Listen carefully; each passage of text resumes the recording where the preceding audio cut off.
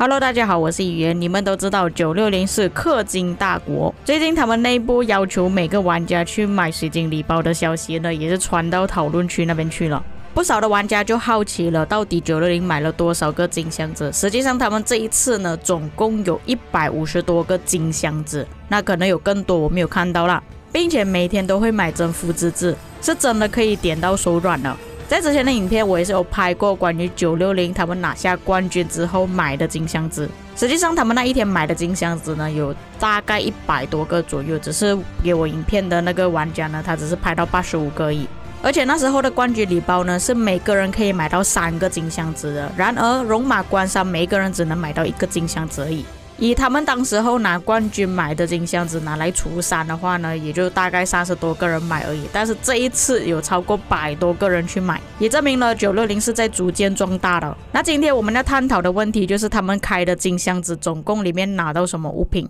石料到白银的箱子大多数玩家都有看过嘛，但是金箱子一堆金箱子没有多少的玩家有看过。顺便做个比较，开金箱子之后拿到的物品内容的概率跟之前有相差多远。这个列表就是我这一次开了153个金箱子里面的内容，加起来总价值21万多。你们要记得我这里只是算到金箱子而已，那些什么白银啊、石料、青铜那些我是完全没有算的，加上那些获得的物品更多，拿到的价值更高。这里有153个嘛，每个人只能买到1个黄金宝箱而已。假设说戎马关山它有3个金箱子的话，总共就有459个金箱子了。那我们先来看一下这个153个箱子里面大概可以拿到什么东西啊？获得了21250点的 VIP， 宝石就给的比较少，只有30050的宝石。加速方面总共有502小时，换算去分送大概有3万多。就是说这里我们不看宝石的情况下，它的 VIP 点数还有加速呢是已经超越了战争机器。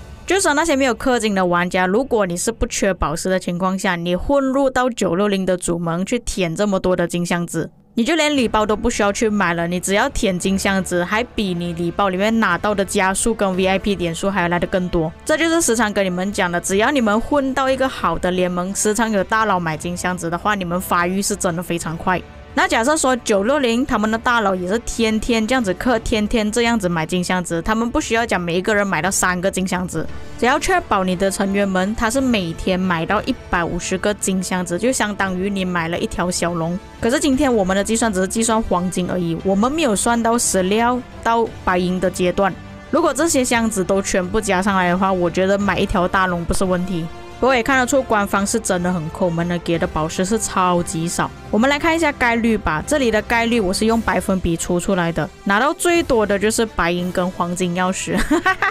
前阵子的直播我也是有演示960大佬的账号给你们看，他的朗纳尔呢是用原本的统帅雕像开到觉醒了。那再看了这里的数据，他们获得金钥匙、银钥匙的数量来看的话，要开到觉醒是真的很容易，这2个概率就是最高的。接着比较高概率开到的就是加速，包括8小时、3小时、60分钟的。再来就是 VIP 点数，其他的概率呢就稍微比较低一点，概率最低的就是可以拿到积分。这个列表就给你们做参考。那我们来比较一下之前的黄金宝箱开出来的内容跟现在有什么差别。看来官方的概率似乎是稍微改了一点点，之前拿到的白银钥匙、黄金钥匙并没有现在概率这么高，现在的概率到10多%，以前都还没有超越10% 的，反而以前拿到比较多的是加速。再来就是12小时攻击跟防御 ，VIP 点数后来才是白银钥匙跟黄金钥匙，拿到最少的依然还是积分，还剩下一些零零散散的东西，像是梦之书啊、抵抗之剑之类的。不过你们也明显看到疑兵呢，它是一定存在的，3点多概率，大概4% 左右啦。就是说疑兵出现的几率是真的很高的，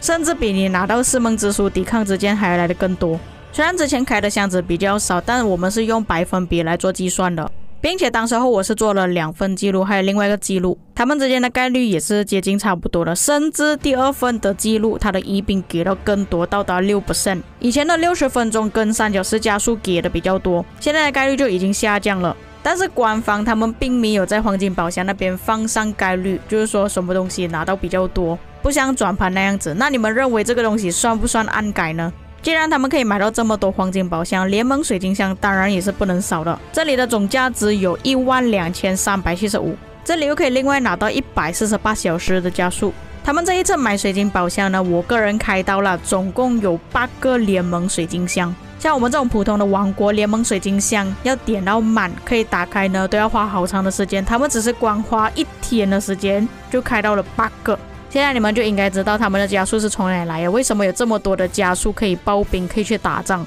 豹哥为什么说他们的加速每个人平均有10年、20年加速？不过我是真的没有能力去算其他的礼包内容了。礼包总共有分成5个等级，包括石料、黑铁、青铜、白银、黄金。我只是计算黄金就已经很累了。试想一下，153个人乘以4的话，总共我就要记录612个箱子里面的内容了，并且几乎每个人他们都会买征服之志，就是说礼包前3个等级的数量呢会超乎你们的想象，并且他们的联盟水晶箱是已经到金色了，所需要的钥匙是比我们紫色的还要来的更多，难度也会比我们稍微高一点点。可以获得这些金箱子的玩家普遍都是在联盟里面的，他们都是有氪金的。那他们氪金里面买到的物品，再加上宝箱里面开到的东西，就不难理解为什么氪金大国他们的书包都是特别丰富的。那以上就是本期内容，希望这一次的影片有让你们大开眼界了。剩下的内容全部都是金箱子开的过程，想要感受金箱子洗礼的玩家可以继续看下去，不想看的话可以离开这个影片了。